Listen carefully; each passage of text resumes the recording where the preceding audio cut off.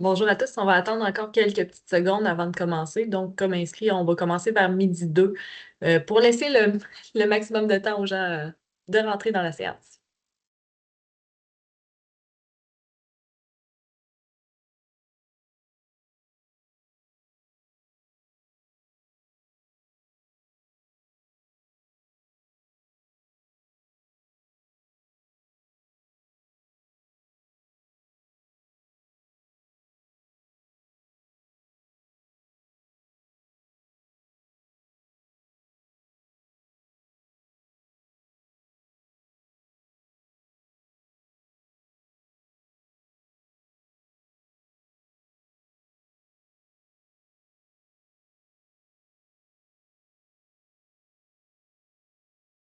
Donc, je pense qu'on va commencer. André, tu es là et prête?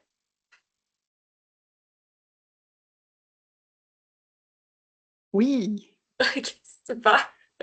Donc, bonjour à tous. Merci d'être présents avec nous ce midi. C'est notre premier webinaire de 2025 et c'est quasiment rendu une tradition. Donc, on commence toujours l'année en vous présentant le webinaire sur les indicateurs que nous recommandons pour l'année qui arrive.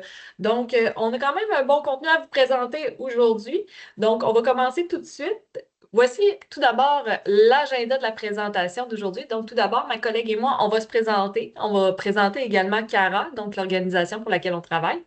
On va faire un court résumé quand même des prochaines activités qu'on va tenir au courant des prochaines semaines. On va aborder aussi le principe des tableaux de bord, donc les tableaux de bord en ressources humaines. Donc, on va aborder un petit peu tout ça tout à l'heure. On va parler aussi, c'est quoi les défis de 2025. Donc, notre équipe d'experts a analysé les tendances et c'est quoi les défis principaux des organisations pour la prochaine année.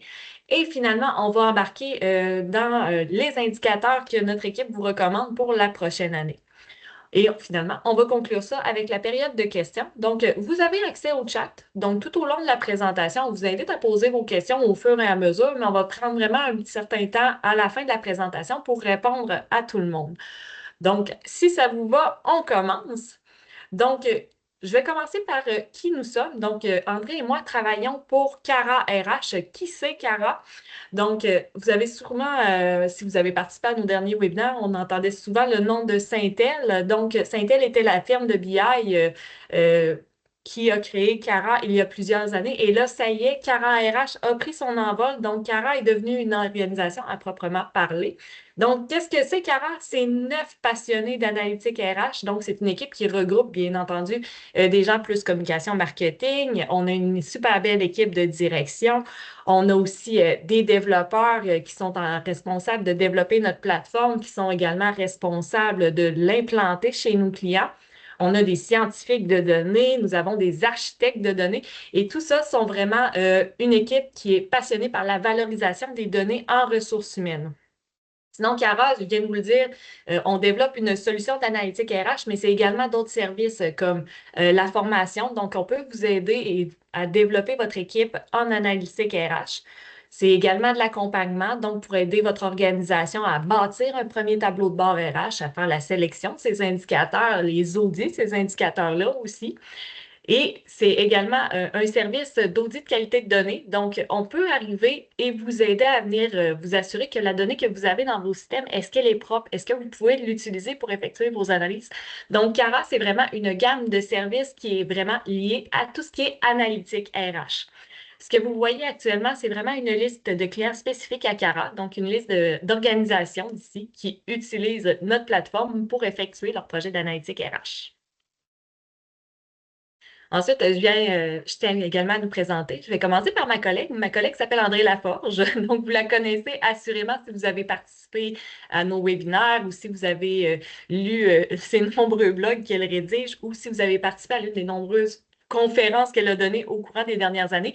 Donc, c'est notre spécialiste analytique RH. Elle est également reconnue mondialement dans le domaine. Donc, on est super heureux de l'avoir encore une fois avec nous ce midi pour venir nous présenter les tendances du marché en analytique RH et venir présenter sa propre sélection d'indicateurs de performance en ressources humaines. Et finalement, moi qui je suis, vous me connaissez peut-être aussi, Émilie Ruel, je suis conseillère en analytique RH chez Cara. Donc, ça fait désormais 9 ans que j'aide les organisations à accroître leur maturité en analytique RH et que j'aide les organisations à venir voir c'est quoi leurs besoins d'analytique RH pour venir voir si notre solution peut les aider.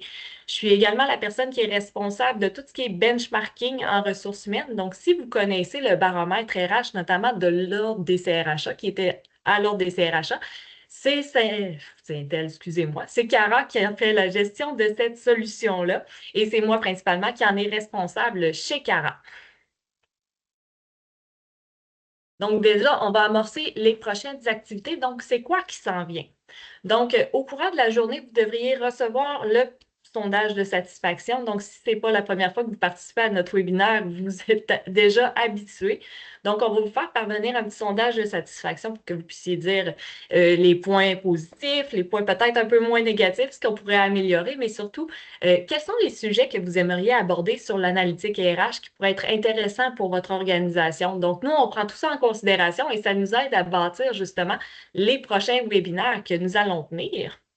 Et finalement, au courant de la semaine prochaine, vous allez recevoir la présentation que nous sommes en train d'effectuer. Donc, la présentation que je vous présente actuellement. Pas besoin de prendre des notes, pas besoin de prendre de capture d'écran ou quoi que ce soit. Donc, on va vous la faire parvenir, ainsi que le lien vers l'enregistrement. Donc, tout ça va vous être fourni, ne vous inquiétez pas. Ensuite, la prochaine activité à laquelle nous allons participer, ça va être le sommet Innovation Tech RH. Donc, vous êtes peut-être familier aussi avec l'événement qui s'appelait autrefois le HR Tech, qui rassemblait différents fournisseurs technologiques en ressources humaines. Donc, ça fait quelques années que nous ne l'avons pas eu, mais cette année, ça revient. Donc, ça s'appelle le sommet Innovation Tech RH. Ça va avoir lieu à Montréal, au Palais des Congrès, le 18 février. Et André et moi serons sur place en tant qu'exposantes et nous ferons aussi une présentation de notre solution Cara RH, si ça vous intéresse. Ma collègue André vient de mettre dans le chat le lien vers l'événement. Donc, si jamais vous voulez vous inscrire, vous voulez participer ou tout simplement vous êtes un peu intéressé par ce type d'événement-là, bien, je vous invite aussi à consulter. Et le prochain webinaire que nous allons tenir va avoir lieu le 12 mars prochain, excusez-moi. Donc, le 12 mars, ça va être l'événement Créer une culture de données. Donc, qu'est-ce que vous pouvez faire pour vraiment créer une culture de données qui va être à la base de votre projet d'analytique RH au sein de votre organisation? Donc, André a mis le lien vers le formulaire d'inscription. Donc, si c'est une activité qui vous intéresse, on vous invite à vous inscrire en grand nombre. Ça y est, là, on y va, on commence. On va amorcer vraiment la rencontre aujourd'hui en parlant des tableaux de bord RH. Donc, les tableaux de bord RH sont à la base de votre projet d'analytique avec vos indicateurs de performance. Et on va commencer ça en vous mentionnant, c'est quoi les qualités d'un bon tableau de bord RH? Donc, André et moi, on va vous faire part de notre prochaine sélection d'indicateurs pour la prochaine année, bien entendu. C'est pas... Allez-vous partager la présentation? Oui, on va présenter. Excusez-moi, je viens de répondre à la question dans le chat. Oui. Mais fais ta Oui. présentation, je vais répondre s'il y a des questions. Merci beaucoup. D'accord? Oui, parfait. Donc, on va commencer par le tableau de bord. Donc, comme je vous disais, André va vous présenter sa sélection d'indicateurs de performance pour la prochaine année au courant des prochaines minutes. C'est possible qu'il y en ait certains qui s'adressent vraiment à vous. Peut-être qu'il y en a qui s'adressent un peu moins, mais lesquels vous devriez présenter et comment vous devriez choisir les indicateurs qui vont être présentés sur votre tableau de bord. C'est ça je veux vous parler pour l'instant. Donc, quelles sont les qualités d'un bon tableau de bord? Tout d'abord, les indicateurs que vous présentez.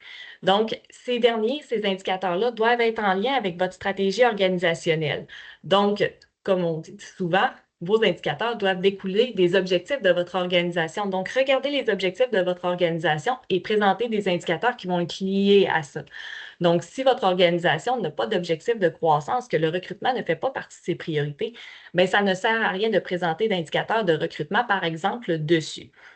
Ensuite, le deuxième point sur la qualité d'un tableau de bord, ça va être les données que vous utilisez. Donc, vous devez vous assurer que les données que vous utilisez en arrière sont de qualité. Donc, il n'y a pas d'erreur, il n'y a pas de données manquantes, il n'y a pas de doublons qui pourraient venir vraiment faire fausser les résultats. Donc, allez regarder la qualité de vos données lorsque vous présentez votre tableau de bord pour vous assurer que ce que vous présentez est de qualité. Ensuite, la comparabilité. Donc, c'est important lorsque vous analysez les résultats que vous présentez, que vous soyez capable de dire est-ce que je m'améliore, est-ce que je me détériore? Est-ce que par rapport aux autres organisations de mon secteur sur le marché, j'ai l'air de quoi? Est-ce que je suis bon ou est-ce qu'au contraire, j'ai vraiment un problème? Donc, c'est le genre de choses que vous devriez être capable de voir. Donc, d'être capable d'utiliser les indicateurs qui sont présents et de les comparer. Et si vous n'êtes pas capable de trouver de comparatifs à l'extérieur, un des meilleurs que vous avez, c'est de vous comparer auprès de vous-même. Donc, regardez les trimestres antérieurs, regardez également les années antérieures pour voir est-ce que je m'améliore ou pas. Et finalement, l'adaptabilité. Donc, on le dit souvent, le tableau de bord se doit d'être vivant. Donc, qu'est-ce que ça veut dire, ça? C'est que votre tableau de bord, votre organisation évolue et il est important que votre tableau de bord puisse suivre l'évolution de votre organisation. Donc, regardez à tous les 6 mois, à tous les ans, ou à chaque fois qu'un événement vient vraiment chambouler le parcours de votre organisation, venez regarder votre tableau de bord et adaptez-le pour être sûr et certain de bien répondre aux besoins de votre organisation. Donc, c'est ça les qualités d'un bon tableau de bord que vous pourriez avoir. Et maintenant, les indicateurs RH que vous présentez dessus, comment vous devez les choisir, ces indicateurs-là? Donc, tout d'abord, vous devez comprendre les objectifs stratégiques que vous avez, donc les objectifs de votre entreprise. Donc, vous devez identifier les objectifs généraux pour pouvoir aligner vos KPI, donc vos indicateurs, avec cette stratégie-là. Donc, votre stratégie également de ressources humaines devrait découler de cette stratégie d'affaires-là. Mais ça, c'est un autre sujet qu'on n'abordera pas aujourd'hui. Ensuite, consultez les différentes parties prenantes au sein de votre organisation. Donc, vous pouvez arriver et consulter notamment la direction pour voir quels sont les besoins en matière d'indicateurs RH, quels sont les besoins qu'ils ont en matière de talent. Vous pouvez aller voir aussi les gestionnaires aussi pour aborder ce sujet-là avec eux. Et parfois même, vous pourriez consulter les employés parce que certains pourraient avoir certains besoins spécifiques. Ensuite, le troisième point, identifier les processus clés RH. Donc, vous devez être capable d'identifier les processus RH qui vont contribuer directement à l'atteinte de vos résultats, à l'atteinte des objectifs organisationnels que vous avez identifiés. Ensuite, là, vous devez définir, établir des critères de performance clairs et mesurables pour chacun des processus RH que vous avez identifiés. Donc, ceux-là sont vraiment alignés directement sur votre objectif organisationnel. Donc, par exemple, vous voulez réduire votre délai d'embauche, vous voulez réduire votre taux de roulement, puis le maintenir inférieur à 15 %. Vous voulez pouvoir augmenter votre taux de mobilisation de 10 % et le maintenir à un résultat supérieur à 80 % ou à 70 %. Donc, ça, c'est vraiment des critères de performance qui vont être spécifiques et mesurables. Et ensuite, en cinquième, vous devez sélectionner des indicateurs. Donc, à partir de ce moment-là, vous pouvez choisir des indicateurs qui vont refléter mieux la performance et des processus RH que vous avez préalablement identifiés. Donc, à l'étape 4, comme je viens de vous mentionner, on formule des objectifs, puis à l'étape 5, on formule et on choisit des indicateurs qui vont nous aider à mesurer l'atteinte de ces objectifs-là. Ensuite, en sixième, vous devez vous assurer que la collecte des données qui va être nécessaire pour mesurer vos indicateurs est réalisable. Donc, si certaines données sont inaccessibles, si certaines données, vous ne les avez pas dans vos systèmes ou si c'est une autre personne dans un autre département qui en est responsable, bien, ça se peut comme de quoi ça va être difficile pour vous de mesurer ces indicateurs-là, puis ça va rendre vos KPI inefficaces parce que vous n'aurez pas tendance à les mesurer si souvent que ça. Puis, vous n'aurez pas non plus envie de le faire. Donc, si jamais ça vous arrive, réévaluez la pertinence des indicateurs que vous avez choisis ou vous pouvez également les modifier ou vous pouvez établir aussi un nouveau processus pour pouvoir obtenir ces informations-là. Ou peut-être même remplacer l'indicateur que vous avez choisi par un autre. Ensuite, en septième, établir des seuils de performance, donc mettre en place des seuils de performance. Donc ça, là, ça va vous permettre d'identifier clairement quand la performance est satisfaisante par rapport au moment où cette performance-là ne l'est pas et que vous devez apporter des correctifs qui vont être nécessaires. Ensuite, vous devez vérifier régulièrement la pertinence des KPI au fil du temps. Donc, vous devez vous assurer que lorsque votre stratégie organisationnelle bouge, que vos indicateurs également bougent. Donc, ils évoluent avec vous et vous devez les ajuster également en conséquence. Ensuite, communiquer et expliquer. Donc, vous devez informer votre équipe sur les nouveaux KPI que vous mettez en place. Vous devez expliquer leur importance et leur pertinence pour votre organisation, puis vous assurer que votre équipe comprend vraiment comment les actions qu'ils mettent en place contribuent à l'atteinte des résultats qui sont mesurés. Et ensuite, comme on le dit souvent, mettre en place des KPI progressivement. Donc, ça ne sert à rien d'arriver et de mettre en place un tableau de bord qui va mesurer 50 indicateurs. Donc, vous allez vous décourager, puis votre projet risque d'être abandonné. Donc, commencez petit. Donc, comme on le dit, commencez par 4, 5 indicateurs. Et lorsque vous les maîtrisez bien, lorsque votre équipe les maîtrise, puis que vous êtes vraiment confiant des résultats, là, augmentez. Donc, commencez petit, puis on augmente au fur et à mesure qu'on maîtrise. Et finalement, analysez les indicateurs et les ajuster si nécessaire. Donc, vous devez faire une surveillance régulière, voire constante des résultats que vous voulez. Et prendre action en fonction des analyses que vous produisez. Donc, si vos analyses, vous détectez une tendance qui s'en vient négative, prenez action. Si vous voyez des écarts significatifs dans vos données, c'est important que vous soyez également capable de les expliquer et également de déterminer des possibilités aussi, des opportunités d'amélioration lorsque vous en voyez le besoin.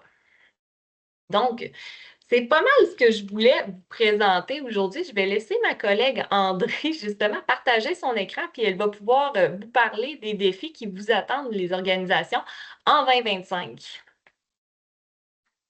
Oui, Amy, je te partage ça. Ça sera pas long. Ça sera pas long. J'ai trop d'écran devant moi. Fait que là, vous me dites quand vous vois-tu Oui, mon je vois très partage? bien la présentation, tout est beau. Oh, yes, OK. Ben, tout d'abord, ben, merci d'être là ce midi, hein. Puis, même si on est le 23 janvier, je vous souhaite toute une belle année 2025, parce que je ne vous ai probablement pas encore tous parlé individuellement.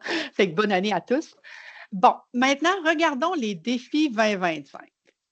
C'est certain que des défis, il y en a plusieurs, mais je voulais qu'on s'attarde à certains d'entre eux, OK? Comme entre autres, le premier, c'est l'accélération. Puis là, je vais me tourner à droite et à gauche parce que j'ai 3 écrans, là, puis ma présentation n'est pas là. Je ne suis pas capable de l'amener là pour vous voir. Fait que dites-vous que si je regarde d'un bord puis de l'autre, là, c'est parce que j'ai 3 écrans. OK. Donc, le premier défi, ben, c'est l'accélération de l'adoption numérique et l'adoption croissante de l'intelligence artificielle. Ça, l'intelligence artificielle, vous en avez entendu parler en 2024, on continue d'en parler en 2025, puis on va continuer à en parler encore pas mal longtemps. Puis, j'ai essayé de vous trouver des petites statistiques sur l'adoption de l'intelligence artificielle dans les organisations. Et ce que j'ai trouvé, c'est qu'aux États-Unis, OK, il y a un taux d'adoption des outils d'intelligence artificielle autour de 65 dans les organisations. Tandis qu'au Canada, on est davantage en bas de 10 d'adoption. Bon. Qu'est-ce que ça veut dire, ça? Ça veut dire qu'on est en retard et qu'il faut faut essayer de se rattraper. L'étude, moi, que j'ai vue de Statistique Canada, là, ça disait que c'était 6,1 Puis j'ai essayé de trouver des études pour le Québec. Je n'en ai pas trouvé. J'ai seulement trouvé que c'est le Conseil du patronat, je pense, qui avait fait cette étude-là, c'est que les entreprises ne savent pas par où commencer, OK, pour l'adoption de l'intelligence artificielle. Puis, en ressources humaines, ben, dites-vous qu'on n'est pas plus en avance non plus, hein. Fait que l'adoption de l'intelligence artificielle, je pense que c'est quelque chose d'important pour la prochaine année. Puis, on va voir avec quel indicateur on pourrait peut-être s'aider à suivre comment ça se passe dans nos organisations. Le deuxième sujet, c'est l'équité, diversité et inclusion. J'ai mis l'importance accrue, mais si vous lisez les nouvelles, hein, avec ce qui se passe aux États-Unis, j'ai l'impression que ça va baisser. OK? Il y a beaucoup de grandes organisations qui ont décidé de couper leur programme d'équité, diversité et inclusion. Au Canada, on est moins drastique encore. Mais c'est certain que quand on vit des situations économiques difficiles, ben, c'est le premier endroit que les organisations vont couper. C'est dans le programme d'équité, diversité et inclusion. Cependant, OK, si vous cherchez des études qui démontrent la performance des organisations qui ont des équipes de direction diversifiées, vous allez trouver plein d'études qui démontrent que quand on a une équipe de direction diversifiée, on est beaucoup plus performant qu'une organisation qui ne l'est pas. OK? Puis j'avais sorti quelques statistiques. Là. McKinsey, là, ils ont déterminé que les organisations qui étaient diversifiées, autant diversité ethnique, de genre et culturelle au sein de leur équipe de direction, il y avait 36 plus de chances de surpasser leurs concurrents en termes de rentabilité. Et des études comme ça, il y en a plein. OK? Fait que je ne pense pas. Pour moi, l'équité, diversité et inclusion est super importante. Fait qu'on va voir un peu qu'est-ce qu'on peut faire là, pour continuer à suivre ce défi-là. L'autre défi pour 2025, c'est la montée en puissance du bien-être et de l'expérience employée. C'était là en 2024, ça va continuer aussi. Pourquoi? Parce qu'on le voit, les problèmes de santé mentale en entreprise ne font qu'augmenter. Les invalidités dans les organisations ne font qu'augmenter. Et on peut même voir qu'au niveau des équipes RH, il y a beaucoup d'absences liées à la maladie. OK? Donc, il faut continuer à persévérer, à mettre en place des initiatives de bien-être au travail. Puis, ça va continuer d'être une priorité pour les employeurs en 2025. OK? Que ce soit le bien-être émotionnel, le bien-être financier, le bien-être physique ou le bien-être professionnel, toutes ces initiatives de bien-être-là vont continuer en 2025. L'autre, c'est une économie encore incertaine. Puis là, je mets influencée par des dynamiques aux États-Unis. C'est sûr que les dernières années, ça a été incertain au niveau économique, qu'on regarde les taux d'intérêt, qu'on regarde l'inflation. Et là, ben, depuis l'arrivée en poste d'un nouveau président américain, avec la menace des tarifs, c'est certain que si ces tarifs-là, on va tomber en récession ici. Ce que ça veut dire, c'est que ça va avoir un impact majeur sur vos organisations. Il y a des secteurs qui vont être plus touchés que d'autres, bien entendu. Fait que ça, au moment où j'avais écrit ça, l'économie encore incertaine, c'était en 2024. Mais en 2025, on est encore plus dans l'incertitude. Donc ça a un impact sur ce que vous avez à faire en RH. Fait qu'on va voir un peu c'est quoi les indicateurs qu'on pourrait suivre sur ça. Et aussi, on a une transition générationnelle dans le marché du travail. Puis ça, au Québec, c'est encore plus vrai. OK? Pourquoi? Parce qu'on a 6 générations actuellement qui sont sur le marché du travail. Puis là, bon, génération, bon, on a encore des baby boomers qui sont là, on a des X qui sont là, mais ils vont s'en aller à la retraite. Et il y a beaucoup de départs à la retraite qu'on anticipe dans les prochaines années. Puis là, ben, on va baisser l'immigration. Fait que, puis on ne fait pas tant de bébés que ça. Fait qu'on a vraiment un problème de transition générationnelle au Québec. Mais ça aussi, ça amène des opportunités aussi. Fait qu'on va voir ça, comment on peut continuer à bien faire notre travail au niveau RH, quels indicateurs on pourrait mesurer dans notre organisation pour voir comment s'effectue cette transition-là. En gros, c'est ça les grands défis. Puis il y en a probablement d'autres. OK? Vous avez tous des défis bien particuliers dans vos organisations. Ce que je voulais faire, moi, c'était vraiment faire ressortir ce qu'on voit à un niveau, je dirais, plus macro qu'aller dans chacune des entreprises. Maintenant, pour ces 5 grands niveaux-là, j'ai sorti 5 indicateurs. OK? Puis je vous ai sorti aussi j'ai sorti un indicateur principal, puis j'ai sorti d'autres indicateurs qui pourraient être intéressants de regarder. comme l'a dit Amy au départ, il faut faire attention là, quand on choisit des indicateurs. Il faut qu'ils soient liés à notre stratégie organisationnelle. Fait que faites attention. Là. Les indicateurs qu'on vous dit là, c'est très macro. Ça peut vous donner des idées, mais ça ne veut pas dire nécessairement que dans votre organisation, ça s'applique obligatoirement. Okay? Fait que faites bien attention, là. Mais dites-vous, ça peut vous donner certaines idées d'indicateurs. Fait que si on revient, pourquoi on doit faire évoluer nos indicateurs en 2025, Amy aussi, elle l'a dit. Chaque fois qu'il y a un changement majeur dans votre organisation, vous devriez revoir votre tableau de bord. Puis les changements s'accélèrent dans les organisations, donc vous devriez être il y a 15 ans, quand j'enseignais les tableaux de bord, je disais, votre tableau de bord va être bon pour au moins 3 ans. Maintenant, ce n'est plus vrai. Là. Votre tableau de bord ne peut plus être bon pour 3 ans. OK? Il faut que vous revoyiez plus régulièrement que ça vos indicateurs. C'est minimalement annuel, mais il est possible qu'à chaque fois qu'il y a un gros événement qui arrive, probablement qu'il faut revoir vos indicateurs. OK? Fait que les réalités changent, vos priorités changent, puis aussi, il y a les attentes croissantes des employés. Ça amène une pression sur les RH. Je fais comme Amy, je lis ce qui se dit dans le CSA. Je m'en Exemple de gros événements COVID. Hein, ça, c'est un exemple de gros événements. Mais bon, Amy, on pourra répondre à ça plus tard. Donc, ça ici, c'est une citation que j'ai dit. Je ne sais pas si vous avez vu, parce que je ne l'ai pas encore vu. J'ai fait un petit vidéo pour l'ordre des CRHA, justement, sur ces 5 indicateurs-là. Mais j'effleurais le sujet, tandis qu'aujourd'hui, vous allez voir plus en détail. Et ça, c'était une citation que je dis là, dans mon petit vidéo. Là.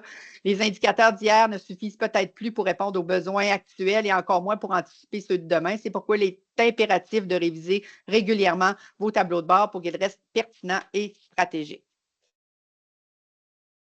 Commençons avec l'intelligence artificielle.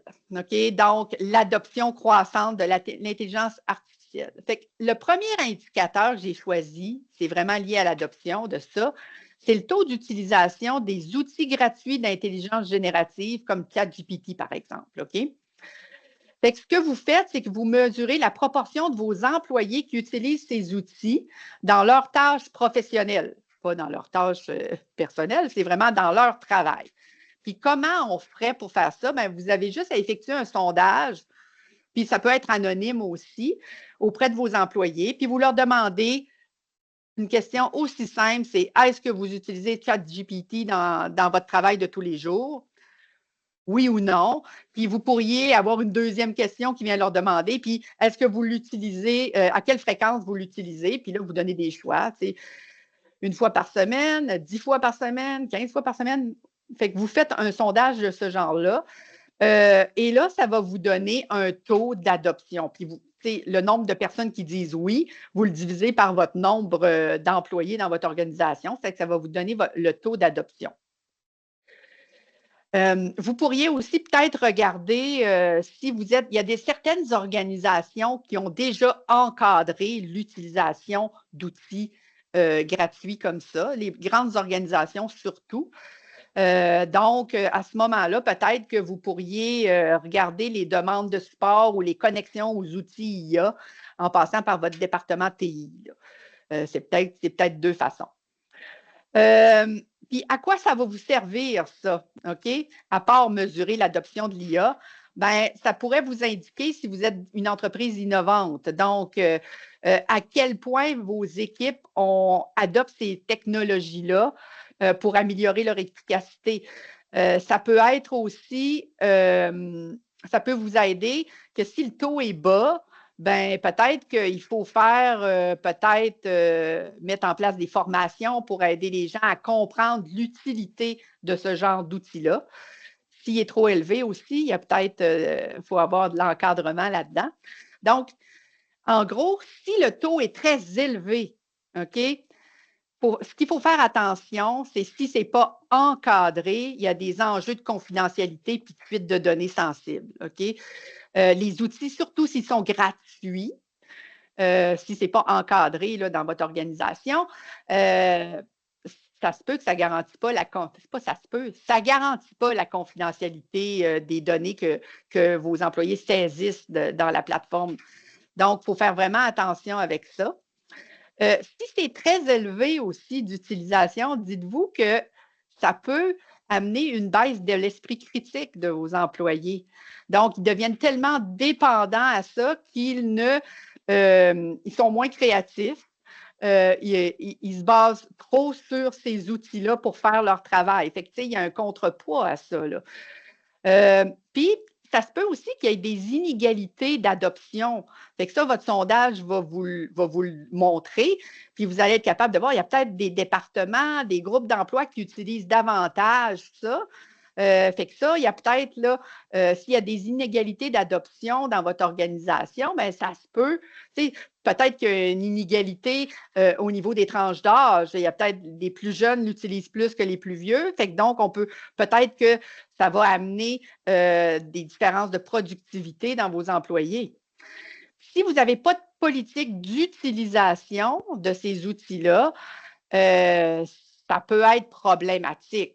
Okay? Fait que ça, c'est si votre taux est élevé.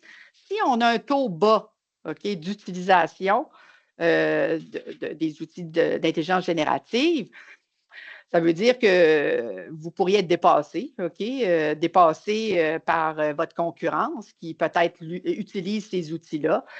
Ça pourrait démontrer un manque d'efficacité. Les employés continuent d'utiliser des processus manuels et obsolètes. Ça pourrait aussi vouloir dire que s'il y a un faible taux, bien, que ça vous ouvre une porte, vous, en RH, pour planifier justement des formations, informer les gens sur comment utiliser ces outils-là. Mais ça peut représenter aussi une opportunité au RH pour mieux encadrer.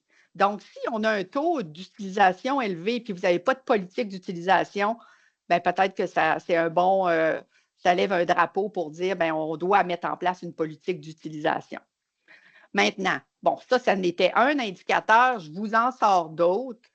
Le taux de participation des professionnels RH à des formations sur l'IA. Dans votre équipe RH, est-ce que vous avez suivi des formations? Ça, c'est peut-être un indicateur, là. Donc, vraiment de regarder le taux de participation. Puis là, je le mets au niveau RH. Puis après ça, ça peut être un taux de participation au niveau de toute l'organisation.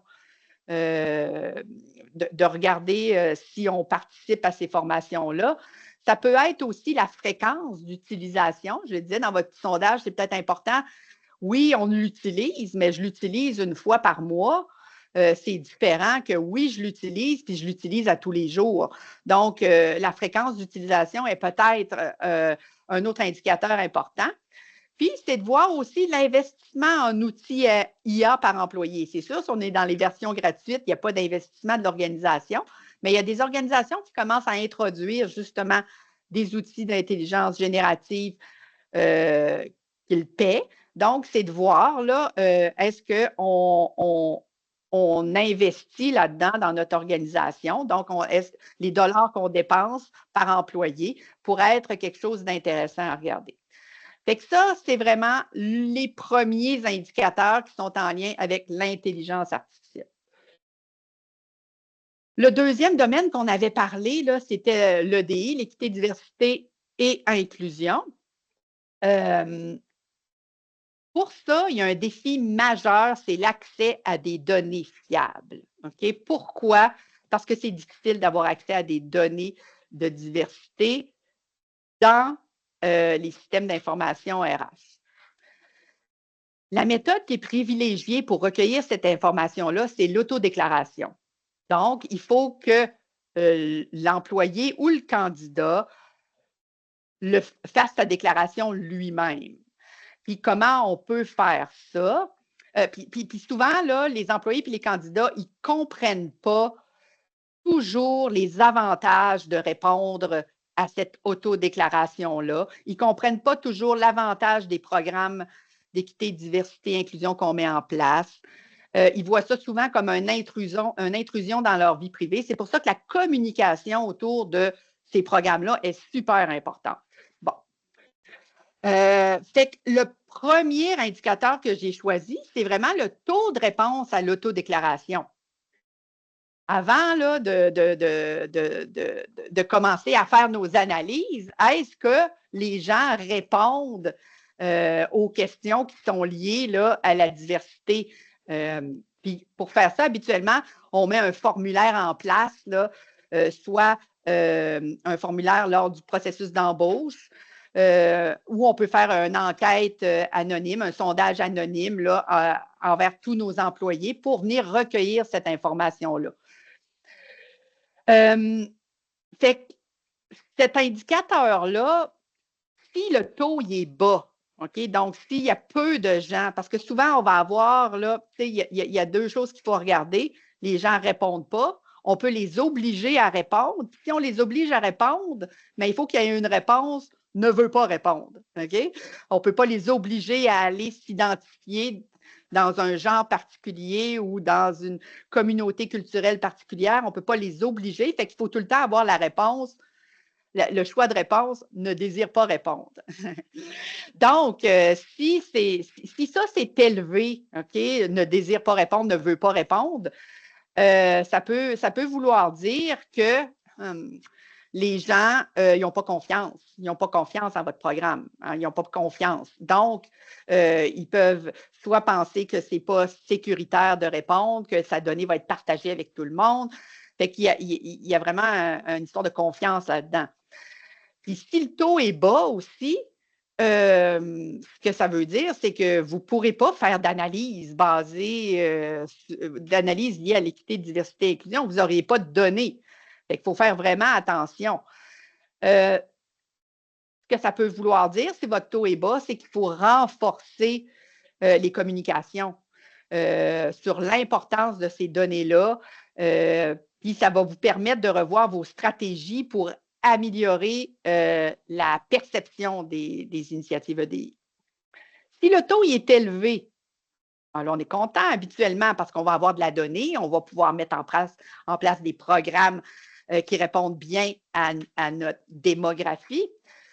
Mais cependant, il y a quand même un penchant, il faut faire attention quand c'est très élevé, c'est que si on pose toutes ces questions-là, mais qu'on ne fait rien avec, mais c'est la même affaire qu'un sondage. Là, okay? Quand on fait un sondage, que les gens répondent au sondage très haut taux de participation, puis on ne fait rien avec ces données-là, bien là, les gens vont devenir comment je dirais, sceptiques avec pourquoi on leur a demandé de répondre à ça si on ne fait rien avec ces données-là. Fait qu'il faut faire attention aussi que si c'est très élevé, qu'on fasse quelque chose avec ces données-là, qu'on voit un résultat là, d'avoir répondu. Fait qu'en gros, c'est ça au niveau là, du taux de réponse à l'autodéclaration. D'autres indicateurs intéressants là, quand on veut, mais ça, il faut avoir de la donnée, bien entendu, c'est de calculer un indice de diversité, donc le pourcentage de groupes sous-représentés, là, qui comprend les genres, les minorités visibles, les personnes handicapées, l'appartenance à des communautés autochtones. Donc, ça, c'est important de se bâtir un indice de diversité. On pourrait aussi regarder un indicateur intéressant, les écarts salariales par genre ou par groupe d'appartenance à des diversités. Le taux de promotion, OK, par groupe sous-représenté, ça peut être intéressant à regarder. Le taux de démission, OK, donc taux de roulement volontaire ou taux de démission par groupe sous-représenté. Puis aussi, un indicateur qui pourrait être intéressant, c'est les participations à des formations EDI. OK, donc le taux de participation aux formations que vous donnez là, sur l'équité, diversité et inclusion. Fait que ça, c'est peut-être là, les autres indicateurs que vous pouvez mettre en place. Cependant, pour mettre en place ces indicateurs-là, il faut que vous ayez la donnée. OK? Fait que la première affaire à faire, c'est de mettre en place un formulaire d'autodéclaration. Vous n'avez pas le choix. Passons maintenant au troisième domaine, qui était le bien-être au travail. C'est sûr que c'était un enjeu en 2024, c'est encore un enjeu en 2025. Puis ce n'est pas juste une préoccupation RH, c'est devenu une préoccupation d'entreprise. Puis, le bien-être au travail est vraiment devenu un pilier stratégique pour attirer, fidéliser les talents. OK? Puis, c'est vu aussi que quand tu as des employés qui sont bien, OK, qui sont bien et qui sont là parce qu'ils ne sont pas malades, puis qui sont bien psychologiquement, bien, ça améliore la performance de l'organisation, puis ça bâtit une belle culture organisationnelle. Donc, l'indicateur que je recommande de suivre, c'est le pourcentage d'employés en absence maladie. En 2024, là, je pense que je pense que c'était le pourcentage d'employés actifs dans l'organisation, ça fait que ça se ressemble. Là.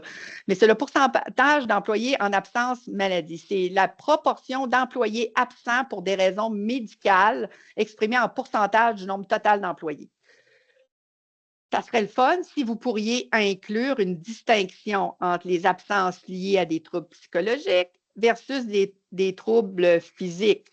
Cependant, cette information-là, elle est hyper confidentielle. OK? Fait qu'il faut faire vraiment attention quand on utilise ces données-là. Donc, ça, il faut que ça demeure restreint au RH, premièrement, puis à certaines personnes au RH. On ne commence pas à diffuser cette information-là quand on fait la distinction psychologique de physique.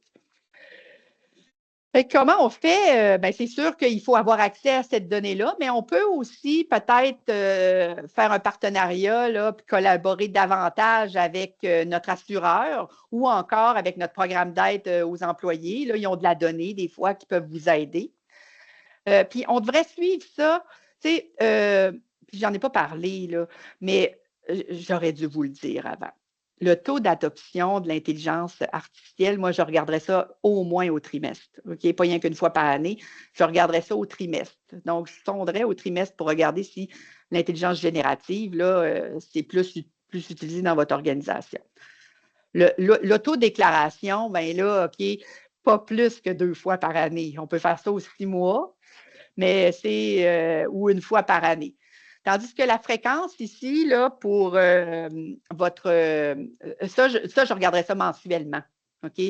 C'est quelque chose que je regarderais plus mensuellement, le pourcentage d'employés en absence maladie, parce que ça peut varier assez rapidement dans une organisation.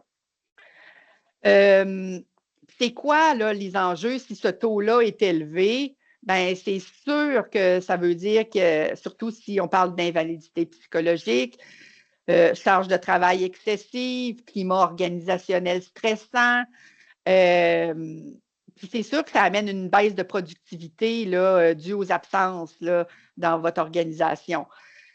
Puis, bien entendu, quand on parle d'absence, puis qu'on parle d'assurance, tout ça, c'est une hausse des coûts liés à l'absentéisme. Fait que, tu sais, c'est vraiment important de regarder que si votre taux est élevé, de bien suivre ça. Puis, c'est sûr que quand on a un taux élevé, bien, c'est peut-être là, d'essayer de bien analyser le tout, puis de mettre en place des initiatives ciblées, là. Puis là, ben, qu'est-ce que c'est? Programme de gestion du stress, des espaces de détente, des journées de santé. En RH, d'habitude, on a souvent des bonnes idées, mais il faut avoir de la donnée pour baquer ça. Là. Fait que c'est là que c'est important de mesurer ces choses-là. Si notre taux y est bas, habituellement, on est heureux. On devrait être heureux. Il faut juste s'assurer que ce n'est pas artificiellement bas dû à du présentéisme. OK? Pas facile, ça, à mesurer. Fait que, tu sais, si c'est vraiment. Il faut faire attention. Moi, je dis tout le temps, il faut faire attention quand un taux est trop bas. Il faut voir s'il n'est pas artificiellement bas à cause d'autres choses. Qu'est-ce que vous pourriez mesurer aussi d'autre que votre pourcentage d'employés en absence maladie? Bien, le taux de satisfaction des employés via un sondage, OK, résultat de sondage interne, mesurant le bien-être général, la motivation, l'engagement des employés. Vous pourriez mesurer aussi votre taux de roulement volontaire parce que c'est lié, OK? Donc, la proportion des départs volontaires parmi les employés. Le taux de participation aux initiatives de bien-être, si vous en avez mis en place des initiatives, est-ce que les gens participent? Important à mesurer. Le taux d'utilisation du PAE, c'est l'indicateur que j'avais l'année passée, c'était lui. C'était le taux d'utilisation du PAE. Parce que c'est démontré là, que si votre taux d'utilisation PAE est élevé, ça a une corrélation directe avec le bien-être des employés. Parce que les gens vont aller chercher de l'aide avant de tomber en invalidité. Fait que ça, si votre taux d'utilisation, puis ça, le taux d'utilisation du PAE, vous allez l'avoir là, par votre fournisseur de PAE. Puis honnêtement, pour avoir vu là, des taux d'utilisation, habituellement, c'est assez bas. C'est surprenamment bas dans des organisations. Ça, souvent, c'est parce qu'on ne fait pas assez, justement, de publicité sur le PAE. Là. Donc, si votre taux d'utilisation de PAE il est bas, c'est peut-être qu'il faut mousser un peu cet avantage-là que vous offrez à vos employés. Fait que ça, c'était le domaine numéro 3. Maintenant, tantôt, je vous parlais, là, on parle de recrutement ici, mais c'est vraiment lié là, à une économie incertaine. OK? Pourquoi? Parce que ce que ça fait, ça, c'est que les gens vont tout de suite baisser leur recrutement. OK? Ils vont arrêter de recruter. La croissance va baisser, ils vont arrêter de recruter pour des nouveaux postes, ils vont revoir leur stratégie de recrutement, ils vont plus promouvoir des gens à l'interne. Donc, quatrième indicateur, là, étant donné qu'on est dans une économie incertaine, c'est sûr que ça a un gros impact sur le recrutement. Fait que j'ai voulu choisir des indicateurs qui sont vraiment liés au recrutement.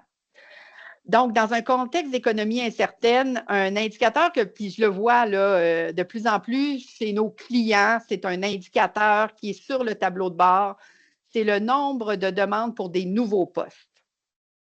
Parce que, oui, on va continuer à remplacer les gens qui quittent, et même à des endroits, ils ne remplacent pas, mais des gens qui quittent, on va remplacer, mais on ne veut pas créer de nouveaux postes. Donc, on veut s'assurer que ça, c'est le plus bas possible, le nombre de demandes pour des nouveaux postes.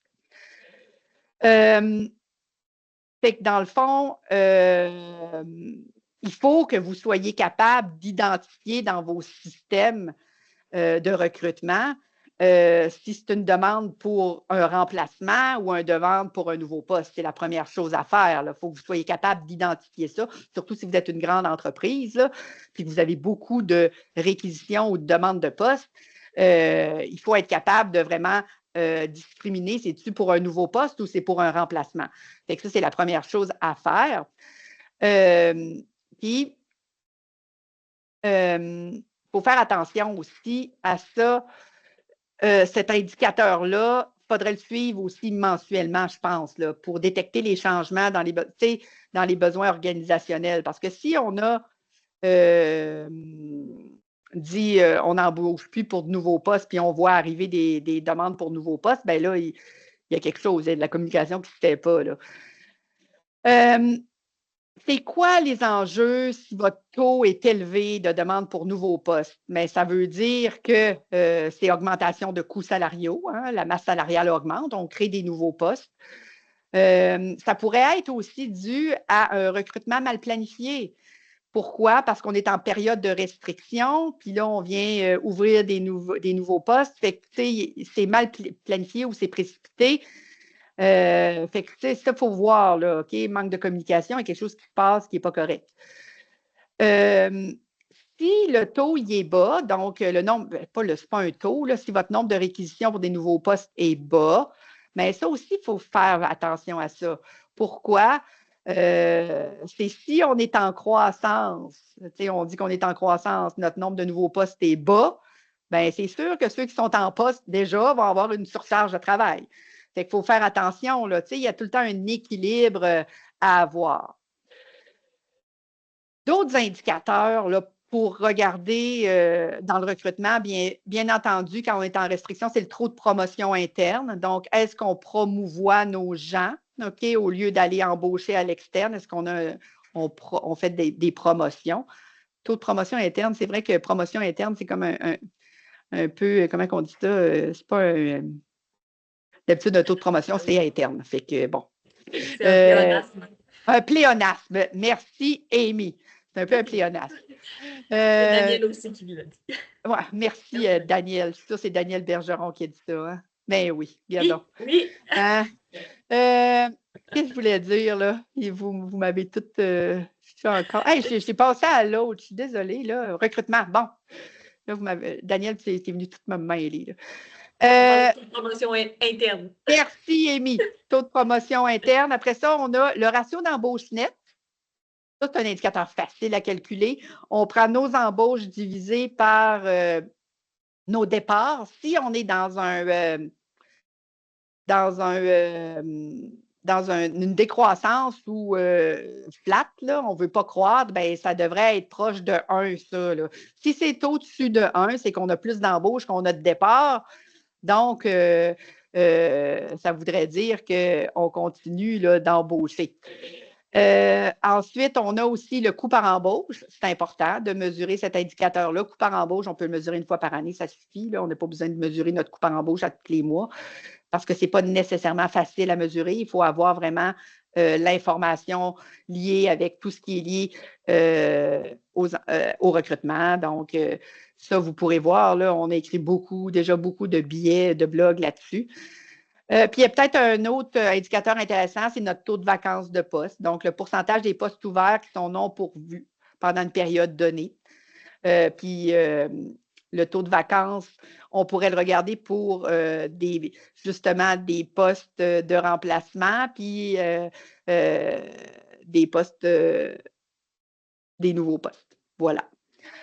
Fait qu'en gros, c'est ça pour le recrutement. Le dernier domaine, puis là, je regarde l'heure, c'est la transformation générationnelle. OK?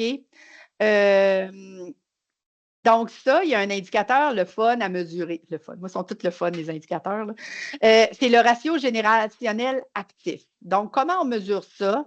C'est qu'on prend notre nombre de personnes appartenant à la génération baby boomer plus ceux appartenant au X. Ces générations-là, là, ce sont celles qui s'apprêtent ou préparent. Ben, les baby boomers, la majorité sont déjà à la retraite.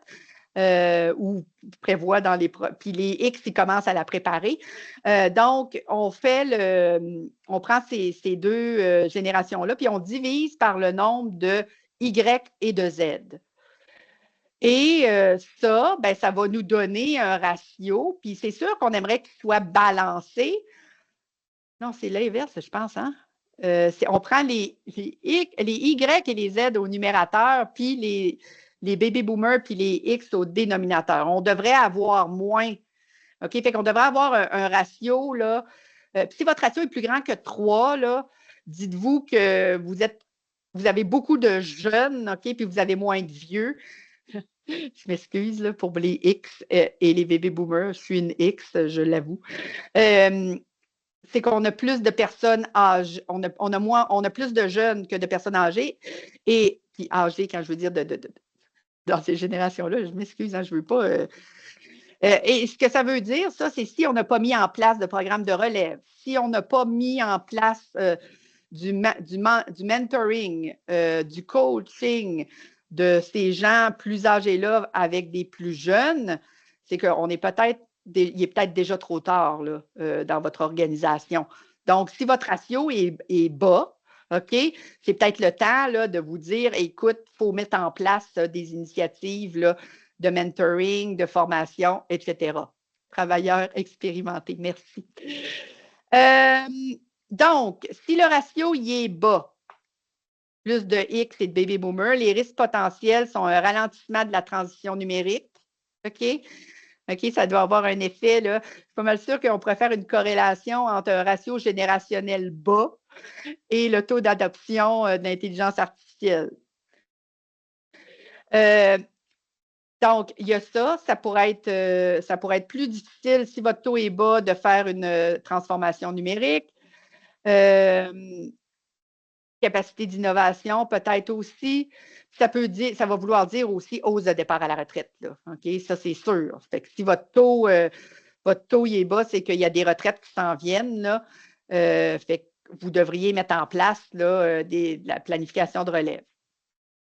Cependant, si le taux est élevé, bien là, c'est l'inverse. OK? j'espère que vous aviez tablé là, justement sur les employés plus expérimentés pour faire du transfert de savoir. D'autres indicateurs intéressants à regarder pour la transformation générationnelle, bien entendu, c'est les taux de départ à la retraite anticipés. Donc, ce n'est pas les taux de départ à la retraite, c'est vraiment les gens qui sont partis à la retraite plus tôt que ce qu'on aurait pensé. OK? Fait que ça, qu'est-ce que vous pouvez faire, là? C'est de regarder votre âge à la retraite moyenne et de regarder, y a-t-il des gens qui sont partis à la retraite avant notre âge de retraite moyenne? Donc, ça voudrait dire qu'ils sont partis là, plus tôt que prévu. Fait que ça ne va pas bien, je vous dirais. Vous pouvez regarder aussi le taux de rétention, le taux de roulement, un ou l'autre, là, par génération. Vous pouvez aussi regarder. Wow! Je suis désolée. Wow! Wow! Hey! Je suis désolée, il ne faut pas que je touche à ma souris. Vous devez regarder aussi l'indice de satisfaction intergénérationnelle. Donc, est-ce que les gens entre générations, ils sont satisfaits? Est-ce qu'ils s'entendent bien? Est-ce que ça va bien? Donc, d'avoir des questions là-dessus.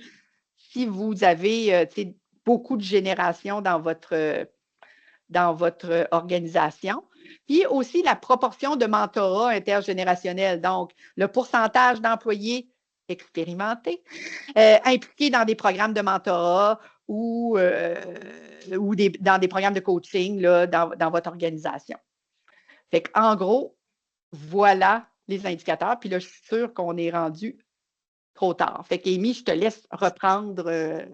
Oui, ben avant de repasser sur les prochaines activités, je pense qu'il serait temps de répondre aux questions des Oui, participants, oui, étant donné oui. qu'il reste que 3 minutes.